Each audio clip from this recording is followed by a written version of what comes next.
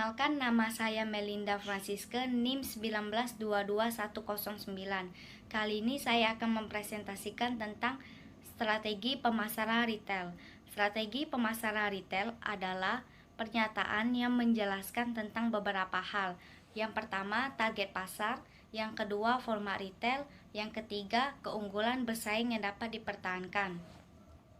Target pasar adalah segmen-segmen atau kelompok-kelompok pasar atau pelanggan yang direncanakan oleh peritel untuk dilayani terkait dengan keterbatasan sumber daya yang dimiliki.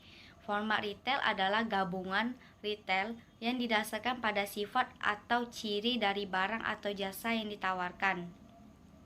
Keunggulan bersaing yang dapat dipertahankan adalah keuntungan dari persaingan yang dapat dipertahankan dalam jangka waktu yang lama.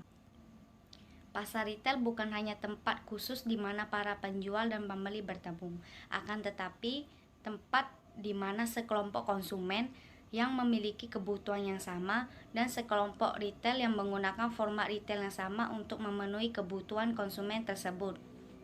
Dalam mengembangkan strategi pemasaran retail, perlu untuk menetapkan pasar sasaran.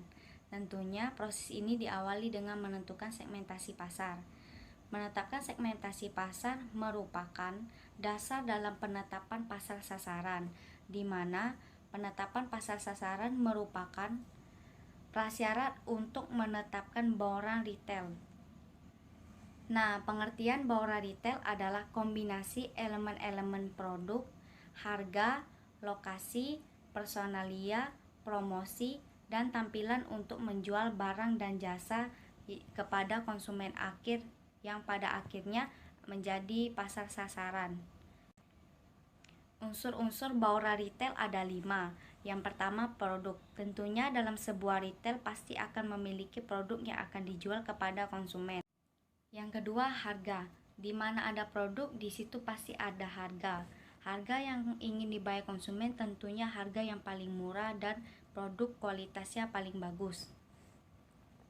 Oleh karena itu, pembisnis retail perlu untuk memikirkan harga yang menguntungkan dirinya maupun dapat membuat harga yang dapat memuaskan konsumen. Yang ketiga, promosi. Siapa sih yang gak kenal dengan promosi? Promosi ini ada 3 macam. Yang pertama, iklan. Promosi ini dilakukan melalui media televisi, majalah, atau radio. Yang kedua, penjualan langsung. Penjualan langsung dapat dilakukan secara langsung dan lisan kepada calon pembeli. Contohnya sales yang datang ke rumah menawarkan produk-produk untuk kita beli. Yang ketiga, promosi penjualan. Promosi ini dapat membuat konsumen untuk membeli produk. Contohnya seperti kita membuat pameran dan pertunjukan berkaitan dengan produk kita, dan promosi penjualannya dapat berupa kupon hadiah. Yang keempat, pelayanan. Pelayanan merupakan suatu keinginan konsumen untuk dilayani, dan pelayanan tersebut tentunya akan berhubungan dengan penjualan produk yang akan dibeli oleh konsumen. Jenis-jenis pelayanan dapat berupa waktu pelayanan toko atau jam operasional toko, pengiriman barang, penerimaan pesanan melalui telepon, dan penyediaan fasilitas parkir. Yang kelima, fasilitas fisik. Fasilitas fisik mempunyai peranan penting untuk memposisikan toko retail dalam benak konsumen. Contohnya sebuah retail yang ingin memposisikan dirinya sebagai toko berskala atas. Nah, pastinya ia akan menggunakan penampilan yang canggih atau mewah untuk menarik konsumen datang ke tokonya langsung. Fasilitas fisik dibagi menjadi 3. Yang pertama, lokasi toko. Mencari lokasi toko merupakan hal yang sangat penting, karena penentuan lokasi yang tepat merupakan kunci kesuksesan suatu bisnis. Yang kedua, tata letak toko. Penataan tata letak toko pun juga menjadi hal yang sangat penting, karena kalau tata letak tokonya rapi, maka konsumen pun akan lebih mudah dan lebih nyaman lagi dalam berbelanja di toko tersebut. Yang ketiga, desain toko. Ada 2 desain toko, yaitu desain eksterior dan desain interior. Desain eksterior merupakan penampilan luar dari sebuah toko, sedangkan desain interior merupakan penampilan bagian dalam sebuah toko. Baiklah, nama saya Irfan, dengan nomor induk mahasiswa 1922093. Itu saya akan menjelaskan mengenai mengembangkan keunggulan bersaing dengan berkelanjutan. Apa itu? Maksud di sini adalah bersaing berarti retail membangun sebuah dinding di sekitar posisinya pada pasar retail. Yang tentunya hal ini membuat para pesaing sulit untuk keluar dari dinding atau pembatas yang menghubungkan konsumen pada target pasar retail. Nah, di sini terdapat 7 tingkat kesempatan yang penting bagi retail untuk mengembangkan keuntungan bersaing yang bisa dipertahankan. Yaitu antara lain, yang pertama, ada loyalitas konsumen, yang kedua, lokasi, yang ketiga, manajemen sumber daya manusia, yang keempat, sistem distribusi dan informasi, yang kelima, barang dagangan yang unik, yang keenam, hubungan para pedagang, yang ketujuh, dan yang terakhir adalah layanan konsumen. Kita mulai dari awal, loyalitas konsumen, yang dimana digunakan untuk mempertahankan keunggulan bersaing, juga membantu menarik perhatian dan mempertahankan para konsumen yang loyal. Sekarang kita akan lanjut yang kedua, yaitu program loyalitas, yang dimana bagian dari keseluruhan manajemen hubungan antara konsumen. Program-program loyalitas bekerja sama dengan CRM atau Customer Relationship Marketing. Yang ketiga adalah lokasi, yang dimana lokasi merupakan faktor utama dalam pemilihan toko konsumen. Yang keempat, manajemen sumber daya manusia, yang dimana menurut Levy dan Wirtz tahun 2010 menyatakan bahwa karyawan retail memegang peranan penting bagi kepuasan konsumen. Dengan perlakuan karyawan ke konsumen, maka itu akan menciptakan timbal balik dari konsumen tersebut. Yang dimana apabila perlakuan dari karyawannya tersebut baik kepada konsumen, konsumen pun akan suka. Dan begitu juga sebaliknya, apabila karyawan memperlakukan konsumen dengan tidak baik, maka konsumen juga akan tidak berlanjut ke toko tersebut. Selanjutnya, sistem distribusi dan informasi, yang dimana semua retail berusaha melakukan pengelolaan yang efisien. Tentunya mereka terus memenuhi apa yang menjadi kebutuhan konsumen. Biasanya, sistem distribusi dan informasi dalam operasional bisnis retail merupakan satu kesatuan yang tidak dapat terpisahkan. Lalu selanjutnya, barang-barang yang unik. Mereka harus mengembangkan suatu inovasi atau barang yang unik, yang dimana barang tersebut hanya mereka yang menjual barang tersebut. Hubungan pedagang atau penjual, yang dimana hubungan antara pedagang atau penjual tentunya memberikan keuntungan tersendiri bagi retail tersebut, seperti mendapatkan hak-hak istimewa. Hubungan dengan penjual seperti hubungan konsumen dikembangkan dalam waktu yang lama dan tidak dapat diimbangi dengan mudah oleh seorang pesaing. Selanjutnya, layanan konsumen, yang dimana membuat konsumen melakukan pembelian barang. Dan tentunya ini merupakan usaha yang membutuhkan waktu dan usaha untuk membangun sebuah tradisi atau reputasi. Dan yang terakhir adalah berbagai sumber keuntungan.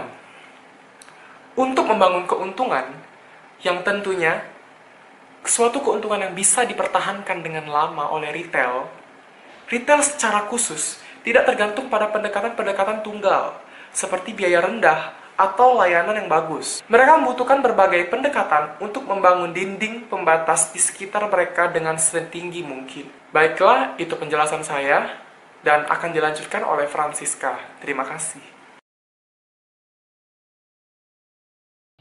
Nama saya Francisca Dwiningsih, NIM 1922106. Saya akan melanjutkan penjelasan yang telah dijelaskan oleh teman saya. Saya akan menjelaskan tentang strategi pertumbuhan. 4 tipe kesempatan pertumbuhan yang diusahakan oleh retail, yaitu penembusan pasar. Kesempatan penembusan pasar meliputi usaha terhadap konsumen yang telah menggunakan format retail sekarang. Sebagai contohnya yaitu pola belanja konsumen. Pola belanja konsumen dibedakan menjadi 3, yaitu belanja harian yang dilakukan pada retail tradisional, belanja mingguan yang dilakukan oleh konsumen, dan belanja bulanan yang digunakan pada minimarket dan sebagainya. Kedua, perluasan pasar. Kesempatan perluasan pasar menggunakan format retail yang ada dalam segmen pasar baru. Yang ketiga, pengembangan format retail. Kesempatan pengembangan format retail meliputi penawaran format retail baru, gabungan dari retail yang berbeda pada target pasar yang sama. Yang keempat, diversifikasi. Kesempatan diversifikasi adalah saat retail memperkenalkan format retail baru secara langsung pada segmen pasar yang tidak termasuk. Diversifikasi yang berkaitan dan yang tidak berkaitan. Penyatuan vertikal. Penyatuan vertikal adalah diversifikasi yang dilakukan retail dalam penjualan atau produksi. Contohnya, penyatuan vertikal adalah perolehan usaha industri emas atau sebuah perusahaan dengan memiliki kontrak untuk produksi label privat dan perusahaan sales yang memproduksi perhiasan. Kesempatan strategi dan keuntungan bersaing. Kesempatan pertumbuhan global. Perluasan internasional adalah suatu bentuk dari strategi perluasan pasar. Perluasan internasional sangat beresiko karena retail yang menggunakan strategi pertumbuhan yang memahami perbedaan dalam peraturan pemerintah, tradisi budaya, pertimbangan penyaluran, dan bahasa yang berbeda. Keuntungan bersaing yang bisa dipertahankan secara global. Walmart dan Carrefour berhasil dalam pasar internasional di mana peranan harga sangat penting dalam pembuatan keputusan konsumen. Kemampuan menyesuaikan diri, perbedaan suatu budaya dan penyesuaian strategi inti dengan kebutuhan pasar lokal, peraturan pemerintah dan nilai budaya juga sangat mempengaruhi pengoperasian suatu toko. Budaya global. Struktur manajemen global sangat terpenuhi setiap saat, meningkatkan kesadaran dan paksaan praktik terbaik. Contohnya, perusahaan retail yang membuktikan komitmen global adalah Carrefour. Kecukupan modal. Perluasan ke pasar internasional membutuhkan komitmen jangka panjang. Sangat sulit menumbuhkan keuntungan dalam jangka waktu pendek saat kita membuat transisi retail. Strategi-strategi untuk masuk ke pasar luar negeri. 4 perkataan yang diambil apabila sedang memasukkan pasar non-domestik adalah 1. Investasi langsung, 2. Usaha gabungan, 3. Penggabungan strategi, 4. Permintaan hak.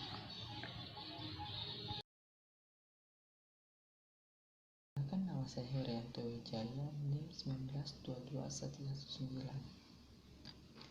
Baiklah, saya akan menjelaskan proses perencanaan strategis pemasaran retail. Proses perencanaan retail strategis yaitu sekumpulan langkah-langkah yang dilalui retail dalam menentukan strategis. Langkah tersebut adalah sebagai berikut. Langkah pertama adalah menjelaskan tujuan bisnis atau misi bisnis. Penyataan misi bisnis ini adalah menjelaskan gambaran-gambaran atau tujuan yang akan dilaksanakan oleh retail. Langkah kedua adalah melaksanakan pemeriksaan situasi. Audit atau pemeriksaan situasi adalah situasi kegiatan yang dilakukan untuk pemeriksaan maupun untuk memeriksakan suatu kekurangan atau kelebihan dalam suatu bisnis. Ada 2 jenis persaingan bisnis, yaitu 1. Persaingan bisnis langsung dan persaingan bisnis tidak langsung. Langkah ketiga, menjelaskan kesempatan-kesempatan strategis. Setelah menyelesaikan audit situasi, langkah berikutnya adalah menjelaskan kesempatan-kesempatan dalam meningkatkan penjualan retail. Langkah keempat, mengevaluasi kesempatan-kesempatan strategi. Evaluasi ini menentukan kemungkinan retail untuk memperoleh keuntungan yang dipertahankan maupun keuntungan jangka panjang dari kesempatan-kesempatan dengan evaluasi. Langkah kelima, menentukan tujuan-tujuan khusus dan mengalokasi sumber-sumber daya. Langkah keenam, mengembangkan penggabungan retail untuk melakukan strategi. Langkah keenam dalam proses perencanaan adalah mengembangkan penggabungan retail untuk setiap kesempatan di mana investasi akan dilakukan dan untuk mengendalikan dan mengevaluasi pengelolaan. Langkah ketujuh, evaluasi pengelolaan dan buat penyesuaian. Jika retail melebih-lebihkan atau memenuhi tujuannya, maka perubahannya tidak perlu diubah. Tetapi jika liter kurang memenuhi tujuannya, maka analisis ulang diperlukan. Analisis ini dilakukan dengan program-program melakukan pelaksanaan. Tetapi ini bisa menunjukkan bahwa kebutuhan atau perlunya strategi yang harus dipertimbangkan ulang. Perencanaan strategis dalam dunia nyata. Setelah tujuan bisnis ditentukan, audit bisnis dilakukan, kesempatan-kesempatan strategis dijelaskan, alternatif-alternatif dievaluasi, tujuan-tujuan diatur, sumber-sumber daya ditentukan, dan perencanaan dikembangkan, serta pengelolaan dievaluasi dan penyesuaian dibuat. Maka kita harus terus mencoba untuk mengembangkan atau menyesuaikan terhadap berbagai perubahan yang akan terjadi. Penutup. Konsep retail yang efektif adalah orientasi manajemen yang memfokuskan dalam menentukan kebutuhan target pasar dan memenuhi kebutuhannya yang efektif dan efisien daripada para pesaingnya. Sasaran dalam retail seringkali ditetapkan dalam faktor geografis, demografis, geodemografis, lifestyle, segmentasi situasi belanja, dan segmentasi berdasarkan manfaat. Menetapkan segmentasi merupakan dasar dalam penetapan pasar sasaran. Penetapan pasar sasaran merupakan prasyarat untuk selanjutnya menetapkan bauran liter.